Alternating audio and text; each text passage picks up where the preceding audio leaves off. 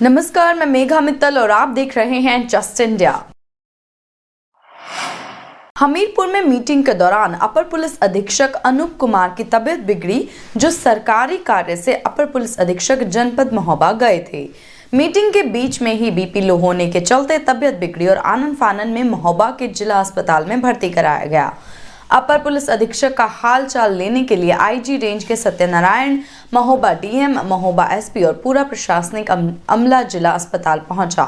अपर police अधीक्षक हमीरपुर को प्राथमिक उपचार के बाद कानपुर रेफर कर दिया गया है। ये हमीरपुर के एडिशनल एसपी श्री अनूप कुमार थे। वो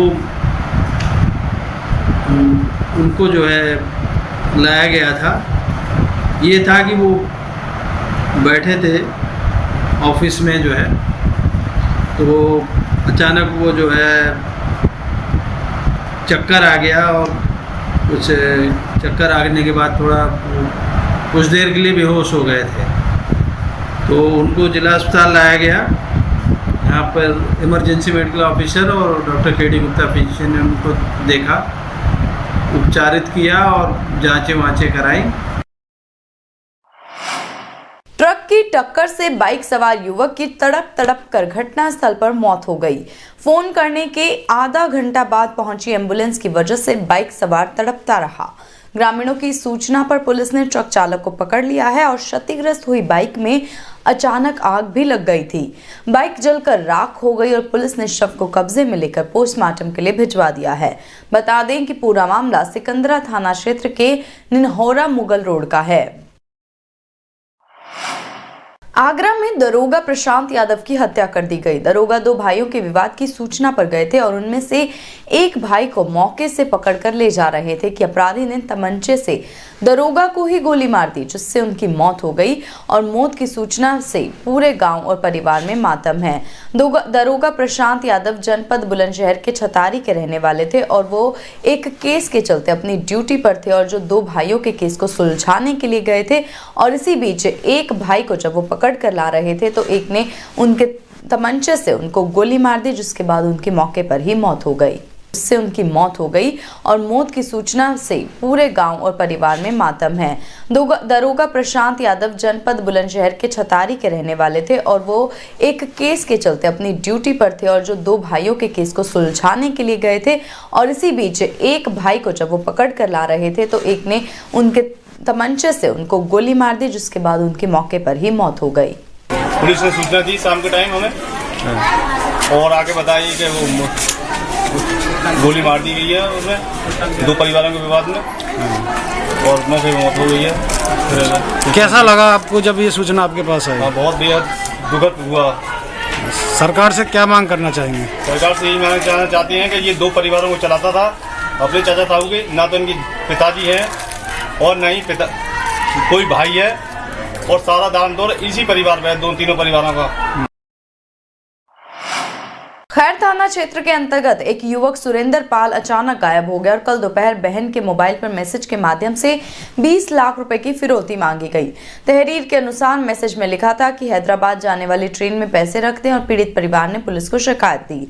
अपहरण हुए युवक के चाचा ने बताया कि हमारे बेटे का अपहरण हुआ है, 22 मार्च को अपहरण हुआ है और हमने पुलिस थाने में जाकर एफआईआर दर्ज करा दी है। बेटे ने हाल में आईटीआई पास की है।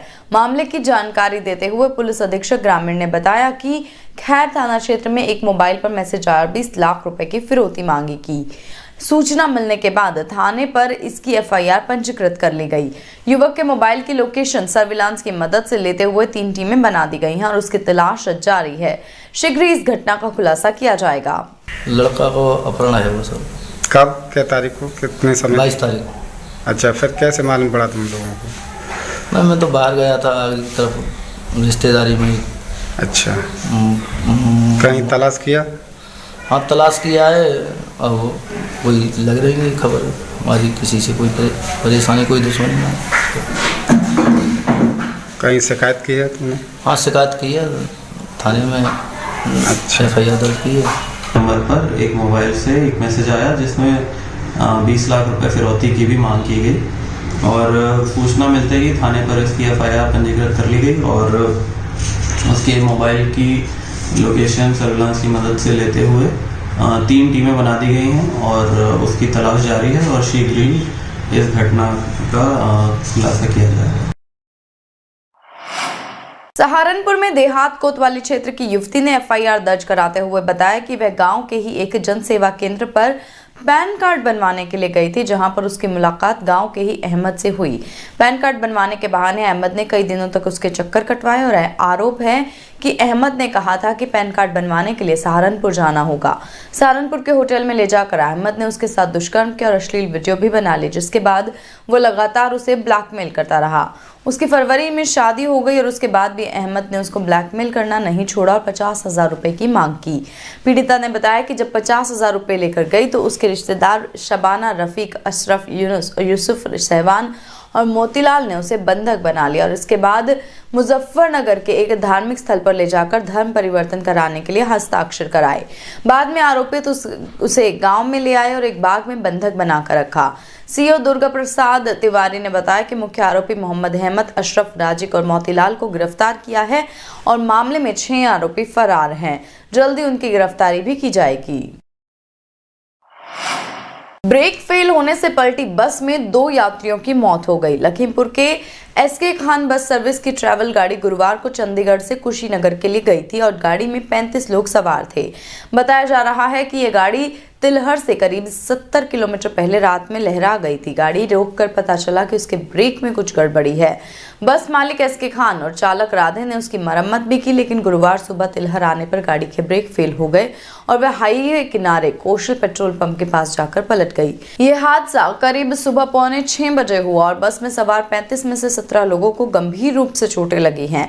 डॉक्टर ने सभी की जांच की, जिसमें 2 लोगों की मौत हो गई और हादसे में जख्मी और मरने वाले लोग चंडीगढ़ में मजदूरी करते थे और सभी होली पर अपने घर वापस जा रहे थे। सभी चंडीगढ़ से ही बस में सवार हुए थे। जस्ट इंडिया के इस बुलेटिन में बस इतना ही। और भी खबरों के लिए देखते रहिए जस्ट इंडिया। नमस्कार।